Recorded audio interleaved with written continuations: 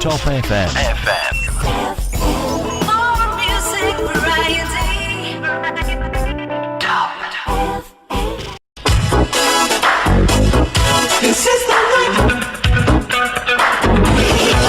Ya, baik temannya masih bersama Bayu Ahmad untuk malam hari ini dan juga Mas Winarto MPD, praktisi pendidikan sains dan juga Kaprodi PGSD Universitas Peradaban Bumiayu yang malam hari ini masih kita coba membahas pembelajaran IPA di masa pandemi COVID-19. Mungkin temannya untuk malam hari ini juga banyak yang dulu pelajaran IPA ini pelajaran yang paling nggak disukai lah, bukan dibenci tapi nggak disukai gitu loh. Ya paling nggak disukai mungkin sehingga banyak pelajaran-pelajaran yang nggak masuk ke otak kita gitu. Ke memori jangka panjang bahasa kerennya. Ya, kemudian tadi juga udah kita bahas masa untuk pembelajaran di masa pandemik ini memang sangat perlu strategi ya Mas ya. Ya, dan ini tentu strateginya memang harus berhadapan dengan gadget gitu ya. Salah satunya Dan ini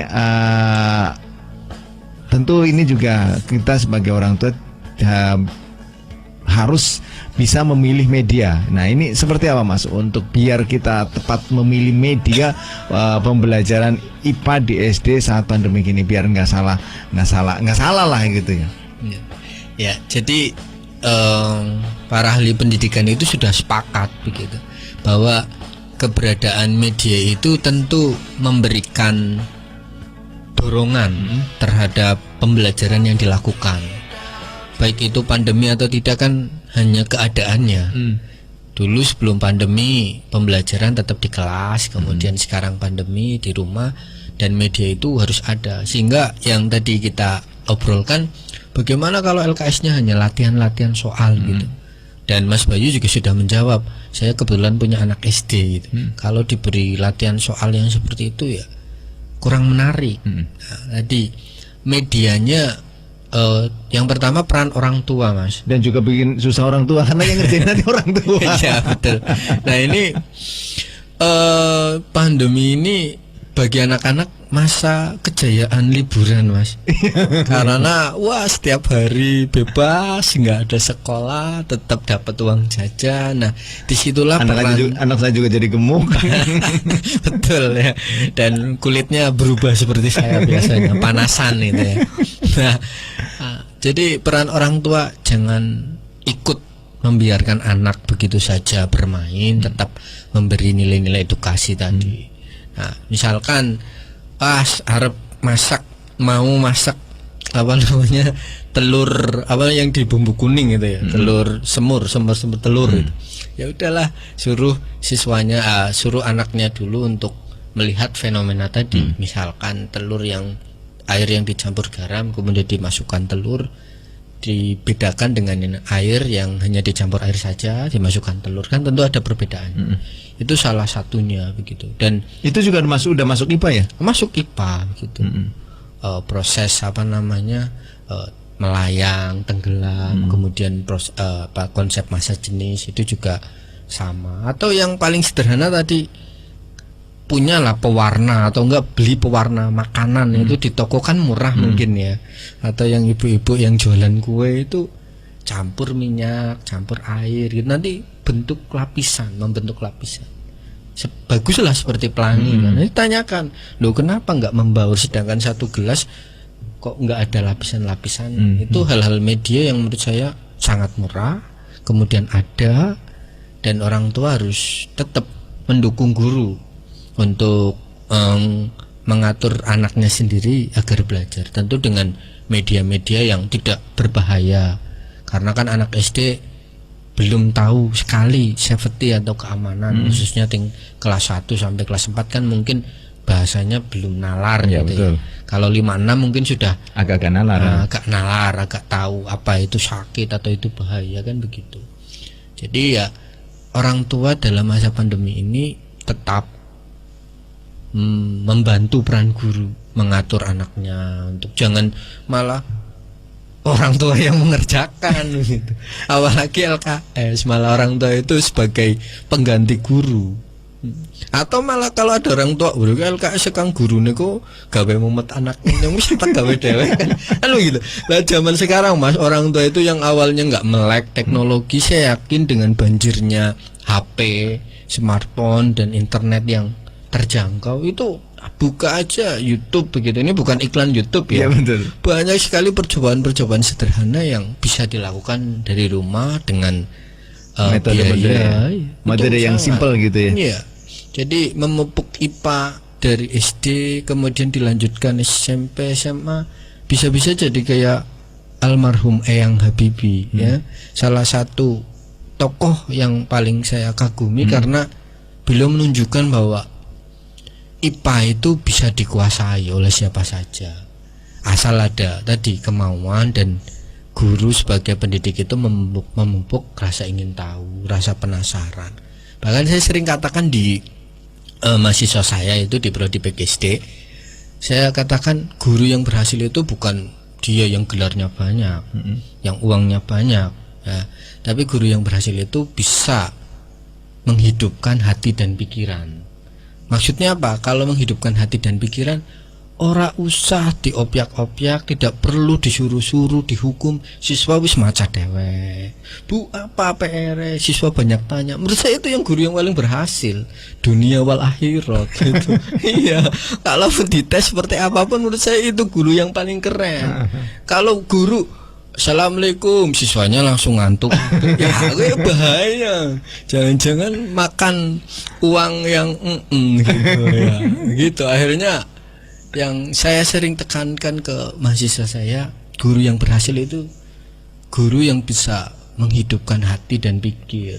Pikir itu siswa mau belajar, rasa ingin tahunya tinggi. Hati ya tentu dia harus tahu kapan dia bermain, kapan dia beribadah, kapan dia belajar. Itu yang menurut saya paling keren lah. Jadi nggak disuruh pun dia tahu tugasnya gitu. Harus tugasnya. Kalau siswa cuma disuruh baru mengerjakan, itu baru biasa gurunya. Tapi kalau sudah, Bu, PR kemarin sudah selesai, ada PR lagi nggak? Wah, keren. Dan ketika datang, Assalamualaikum, siswa udah salaman, tidak dibenci, tidak takut, semuanya nggak ngantuk kayak habis makan kangkung kan gitu. Enggak. Menurut saya begitu takarannya. Sehingga masa pandemi ini peran orang tua jangan ikut-ikut dengan keadaan. Mesti kan banyak lah anak-anak SD itu dolan mangan sinaune kapan. Nah disitulah peran orang tua ya, sesekali lah, tidak perlu diporsir seperti pembelajaran di kelas sebelum pandemi. Tetapi yang penting tiap hari ada. Ya kemudian biar mudah dipahami, karena IPA ini kan memang agak-agak rumus ya, pakai rumus ya, biasanya pakai rumus ya. Cenderungnya hitungan hafalan betul. Dan kalau nggak pas kan berarti salah gitu ya. Ya begitu. Nah ini biar mudah dipahami oleh siswa seperti apa Mas? Nah tadi IPA ini kan ilmu yang mempelajari tentang alam. Baik itu benda hidup dan benda mati beserta fenomenanya. Jadi para ilmuwan pun mempelajari IPA itu dengan dua metode, observasi dan observasi dan percobaan gitu. Sehingga eksperimen itu ya. Eksperimen. Jadi sehingga pembelajaran itu yang membuat siswa menyenangkan ya menghadirkan dua itu. Kalau tidak diajak observasi lingkungan, ya mencoba menyajikan percobaan sederhana di mana siswa itu tahu dan membangun konsep sendiri. Oh, ternyata kalau yang namanya telur tenggelam ketika di air garam dengan telur yang di air biasa, oh di situ ada yang namanya berat benda dengan berat air, itu ada yang lebih besar atau ada perbedaan. Oh ternyata kalau yang tenggelam itu ternyata berat telur itu lebih kecil dibandingkan air garam, berbeda. Daripada guru ngomong kan. Jadi kalau menurut teori-teori belajar itu, belajar yang bagus itu belajar dari apa yang dilihat, yang dirasakan, dan mereka menyimpulkan sendiri. Kemudian fenomena alam juga bisa ya? Iya bisa. Gerhana gitu ya? Ya itu, atau bintang itu. Atau satu hal yang menurut saya agak lucu nih, saya sering dengan mahasiswa itu, coba kamu gambar kayak apa bintang. Jenengan Mas Bayu kalau gambar bintang segi 5 kan ya. betul. Segi 5 ya, mesti kan ya. Betul. Nah, Ya, itu makanya saya tuh iya betul. suruh gambar bintang segi 5. Padahal itu menurut saya konsep yang keliru. Yang namanya bintang itu salah satu contohnya matahari. Definisi dari bintang itu suatu benda langit yang menghasilkan cahaya sendiri. Nah, itu salah satunya kan matahari. Bumi itu kenapa enggak disebut bintang? Karena dia tidak bisa menghasilkan cahaya sendiri. Cahaya. Nah, dan matahari kan bentuknya bulat, Mas. Nah, itu kenapa kok digambar segi 5 kan begitu. Jadi hal yang menarik untuk mempelajari IPA ya tadi, menyajikan fenomena. Iya, kenapa Mas itu? Kenapa bintang kok digambar segini begitu? Itu mungkin dosa yang disebut dosa turunan. tapi kalau menurut saya enggak juga sih, Mas. Karena memang di saya lihat tuh kalau subuh kan ada satu planet yang di bulan-bulan tertentu itu memang dekat muncul, dengan bumi, bisa dilihat. Itu memang kalau secara cahaya itu memang segi 5 gitu. Tangkapan mata kita. Tapi benda aslinya kan tetap bulat, gede maning. Ya, karena mungkin retina kita gitu ya. Ya, mungkin bisa jadi guru, yang namanya bintang segi 5. Padahal definisi bintang itu salah satunya matahari, bentuknya bulat, enggak mungkin segi 5, kan agak dosa turunan dikit lah. Ya, kalau matahari kan sudah bulat gitu ya. Mungkin sama juga ya, bintang juga sama bulat ya. Iya, itu matahari itu salah satu jenis bintang. Dari sekian miliaran bintang yang ada di jagat raya ini. Itu menurut saya ya, pembelajaran IPA di masa pandemi maupun non pandemi itu yang menarik ya tadi, memunculkan fenomena. Siswanya baik pikir maupun fisik itu bergerak. Jangan suruh duduk kayak gini ya, hanya sandiwara pembelajaran saja kan. Wah, nyong apa-apane ngematna gurune kayak, padahal yang ngatine istirahat kan gitu. Makanya saya sering bilang ke mahasiswa, sandiwara enggak ini? Kalian diem-diem aja, ini sandiwara enggak? Apa mana ini ngatine apa Pak Guru cepet rampung. Saya kan enggak tahu gitu. Ya, betul sekali. Dan ini tentu tidak hanya bukan hanya satu murid saja gitu, mahasiswa saja. Mungkin hampir semua siswa seperti itu kali ya. Sandiwara begitu, banyak sandiwara dalam pendidikan. Betul. Ya, kemudian juga bagaimana cara menilai siswa di masa pandemi ini, mungkin karena guru kan nggak bisa secara tatap muka ya. Dan ini tentu untuk penilaiannya, dan kemarin saya nerima rapot anak saya juga, loh, ini mau nilainya gimana? Simsalabim, nilai bonus.